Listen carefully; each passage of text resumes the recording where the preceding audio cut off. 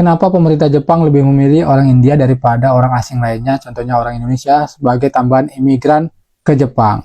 Jadi, Wak, orang Jepang itu berpikirnya kalau orang Indonesia, orang Vietnam, orang Filipina, itu hanya bisa dimanfaatkan dalam sektor-sektor tenaga kerja atau bidang kerja yang kasar, misalnya buruh pabrik, gemba, kaigo, dan lain-lain. Sementara pemerintah Jepang itu sadar kalau di masa depan teknologi dan IT itu sangat penting, jadi mereka memutuskan untuk mencari negara Asia lainnya yang bisa diajak kerjasama yang sekiranya mempunyai tenaga skill dan keahlian di bidang IT yang cukup banyak.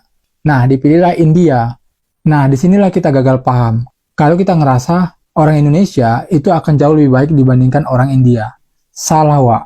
Kita hanya paham atau kita hanya tahu berita-berita atau video yang beredar tentang makanan dan jajanan di India yang kelihatan kotor. Tapi kita nggak sadar kalau kemajuan IT dan teknologi di India itu jauh lebih pesat dibandingkan Indonesia, Wak. Makanya kalau kalian lihat berita, baru-baru ini India baru saja melepaskan satelitnya ke bulan kalau nggak salah.